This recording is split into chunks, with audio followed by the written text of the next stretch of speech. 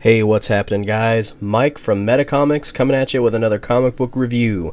Today we're going to be talking about Robin Rises Omega issue number 1. Now, for those of you who may not be keeping up with a lot of the stuff going on in DC or the Batman universe, I'm not sure exactly how long ago it was, but Robin, Damian Wayne, Bruce Wayne's son with Talia Al Ghul, was killed in combat against a clone version of himself.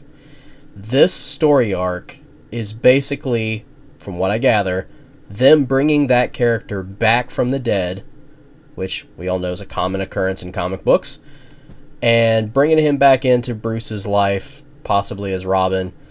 I don't know how exactly they're going to bring him back, or what kind of differences and things like that are going to be happening. Is he going to be the same Damian, or is he going to be kind of like some soulless, reanimated corpse? I have no clue.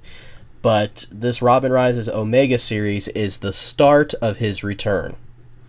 Now, this was a very, very solid issue, and it was an issue that I almost didn't pick up.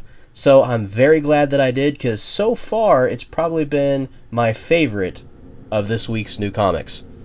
Okay, so let's talk about what the story's about real quick, and then the story for this particular issue, not the whole series, and then we'll go into what I liked and what I didn't like. So basically, this issue picks up where the last Batman and Robin, or Batman and Al Ghul, I'm not sure what the exact title was, left off, which was with Glorious Godfrey, who is one of Darkseid's minions, coming to the Arctic, finding Bruce Wayne and Ra's al Ghul duking it out over the bodies of Talia and Damian, because Al Ghul was going to put them in the Lazarus pit and try to bring them back to life. Lazarus pool, whatever it's called.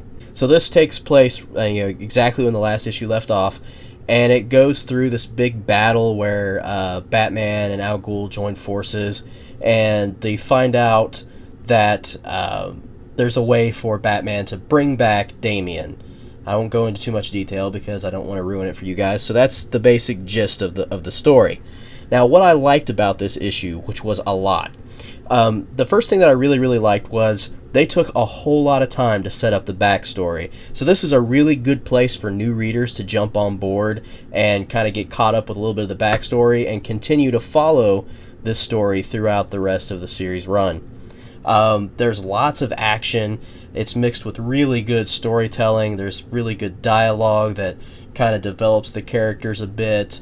There's some real tender father-son moments during the backstory section, during the first act of the issue, that really kind of helps you get to see Bruce Wayne in a different light.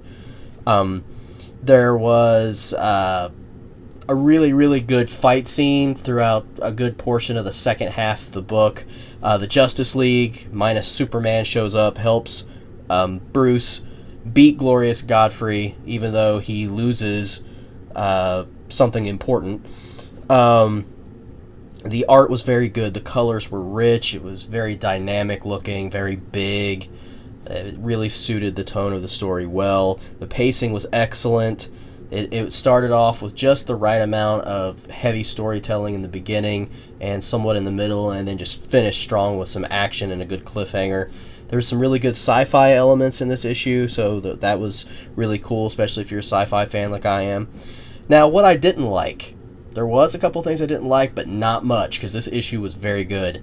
Some of the action scenes had just a bit too much going on visually, so it kind of overloads your eyes a little bit, and you really have to read this book slow. So if you don't have a lot of time, this is probably not a good book to pick up, because you really need to spend time looking at the pictures and trying to get into the story visually as well as through the written portions. So that was kind of something that detracted a little bit, because I'm a busy guy. I have a day job, and then I do this stuff on the side during my afternoons. So sometimes it's a little much to read something that has this much visual stimulation in it.